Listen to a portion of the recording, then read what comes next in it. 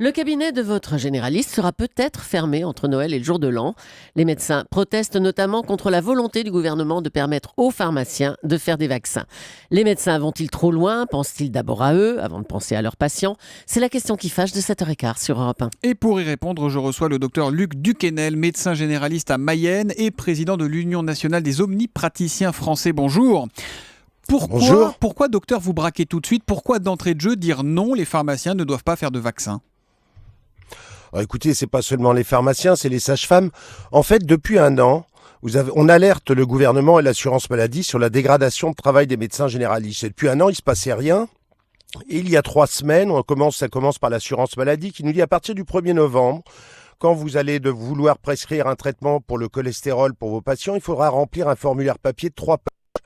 La semaine dernière, le gouvernement présente sa loi de santé et nous dit qu'il va mettre en place le tiers payant généralisé obligatoire dans les cabinets des médecins généralistes. On sait ce que c'est. Pour un cabinet de 5 médecins, c'est 20 heures de secrétariat administratif.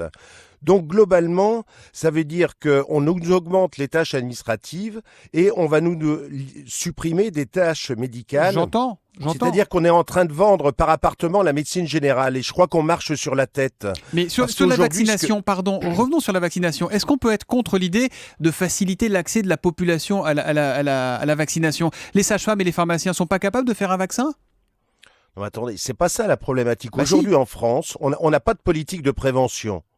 Or, ce qu'on demande depuis des années, c'est qu'il y ait une vraie politique de prévention. Et malheureusement, dans cette loi de santé, c'est le premier chapitre, il n'y a pas de prévention. Aujourd'hui, en effet, c'est pas parce qu'on n'est pas malade qu'on est en bonne santé. Nous, on voudrait qu'il y ait une véritable politique de prévention qui fait que régulièrement, vous allez voir votre médecin traitant, votre médecin généraliste, pour faire un bilan, pour parler des risques, de vos antécédents, et ce qui permettrait, en effet, de parler des vaccinations à ce moment-là. On a testé la vaccination pour la grippe. Pardon, mais docteur Duquesnel, la réalité, c'est qu'il y a de moins en moins de médecins. Ça va encore baisser dans les prochaines années. Dans certaines zones, il faut faire des kilomètres pour en trouver un de médecin. Et pour répondre à ça, il y a quelque chose de concret qui est la vaccination par les sages-femmes ou dans les pharmacies. Ça marche très bien au Portugal, paraît-il.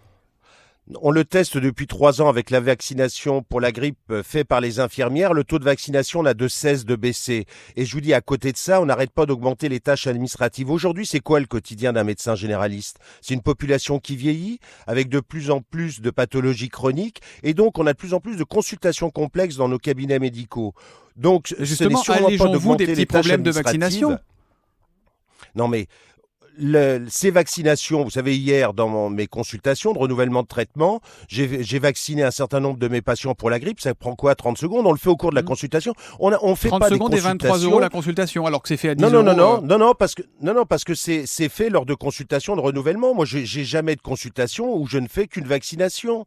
Donc aujourd'hui, ces consultations complexes que font les médecins généralistes, vous l'avez dit, c'est en effet 23 €. Et avec des consultations qui sont de plus en plus longues, c'est devenu indigne, la rémunération des médecins généralistes. Là-dessus encore, et c'est ce qui explique l'exaspération des médecins généralistes. La semaine dernière, on leur a dit: eh bien, écoutez, aujourd'hui, pour vous former, vous avez une formation indemnisée de 3 à 4 jours par an. Eh bien, à partir du 1er janvier 2015, ça sera une journée par an. C'est-à-dire qu'on nous emmène tout droit vers une médecine low cost. C'est plus une médecine de qualité. On n'aura plus de temps à consacrer à nos patients. On ne fera que des papiers, des tâches administratives. Vous savez, docteur Duquesnel, la petite musique qui monte et qu'on entend, vous entendez sans doute aussi, on dit les médecins sont juste en train de défendre leur chiffre d'affaires, leur précaré, et finalement, l'intérêt des patients passe au-dessus de la tête.